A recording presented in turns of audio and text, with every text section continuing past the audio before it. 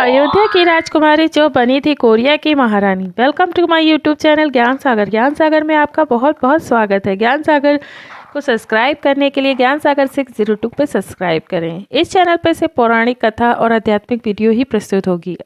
Video पसंद आए तो कमेंट, लाइक, शेयर अवश्य करें। अयोध्या की राजकुमारी वो कौन थी जो कोरिया की महारानी थी? आइए जानते हैं इसके बारे में विस्तार से। Ayodhya princess Hindi story which was queen of Korea. वैसे तो पूरी दुनिया में अयोध्या को भगवान राम के कारण पहचाना जाता है, लेकिन कोरिया के लोगों का अयोध्या से जुड़ाव का एक अन्य कारण और भी है। कोरिया के पौराणिक दस्तावेजों के अनुसार अयोध्या की एक राजकुमारी कोरिया की महारानी बनी थी। कोरिया के पौराणिक इतिहास में यह बात दर्ज है कि करीब 2000 साल पहले अयोध्या की राजकुमारी सूरीरत्ना ही हुहोंग ऑक आयुता यानी अयोध्या से दक्षिण कोरिया के ग्योनसांग प्रांत में स्थित किमहेय शहर का आ गई थी। मंद्रिन भाषा में लिखे कोरिया के पौराणिक दस्तावेज सामयुग गुक्युसा में उल्लेखित कथा के अनुसार अयोध्या की राजकुमारी के पिता के स्वप्न में स्वयं ईश्वर प्रकट हुए और उन्होंने राजकुमारी के पिता से कहा कि वह अपने बेटे और राजकुमारी को विवाह के लिए कि है शहर भेजे जहां सूरी रत्ना का विवाह राजा सुरो के साथ संपन्न होगा। 16 वर्ष की उम्र में राजकुमारी सूरी रत्ना का विवाह किमहे राजवंश के राजकुमार सुरो के साथ संपन्न हुआ। किमहे राजवंश के नाम पर ही वर्तमान कोरिया का नामकरण हुआ है। कोरिया के लोगों का मानना है कि सूरीरत्ना और राजा सुरो के वंशजों ने ही 7वीं शताब्दी में कोरिया के विभिन्न राजघरानों की स्थापना की थी। इनके वंशजों को कारक वंश नाम दिया गया है, जो कि कोरिया समेत विश्व के अलग अलग देशों में उच्च पदों पर आसीन हैं। कोरिया के एक पर्व राष्ट्रपति भी इसी वंश से संबंध रखते हैं।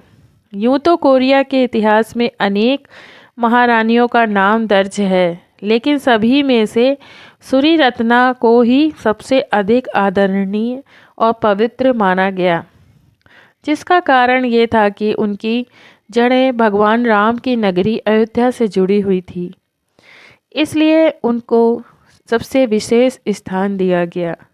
कोरिया के पौराणिक दस्तावेज सामकुकयुसा में राजा सुरो और सूरीरत्ना के विवाह की कहानी भी दर्ज है, जिसके अनुसार प्राचीन कोरिया में कारक वंश का स्थापित करने वाले राजा सुरो की पत्नी रनी हौ यानी सूरीरत्ना मूल रूप से अयोध्या की राजकुमारी थीं। सुरो से विवाह करने के लिए उनके पिता ने उन्हें समुद्र के रास्ते से दक्षिण कोरिया स्थित कारक राज्य भेजा था।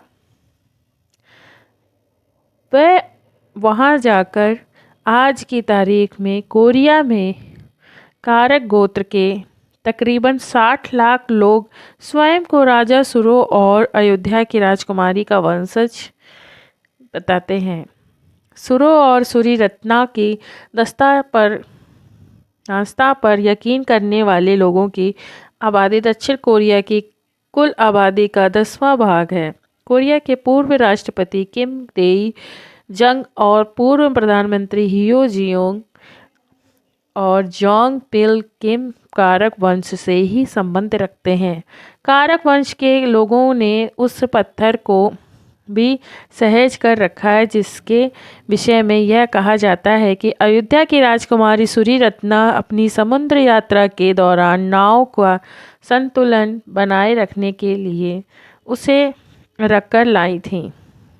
किमहेय शहर में राजकुमारी हाउ की प्रतिमा भी है। कोरिया में रहने वाले कारक वंश के लोगों का एक समूह हर साल फरवरी मार्च के दौरान राजकुमारी सूर्यरत्ना की मातृभूमि पर उन्हें श्रद्धांजलि अर्पित करने अयोध्या आता है। हालांकि भारतीय प्राचीन दस्तावेजों में कहीं भी यह जिक्र नहीं मिलता है कि सूर्यरत्ना का विवाह कोरिया के राजा के साथ हुआ था।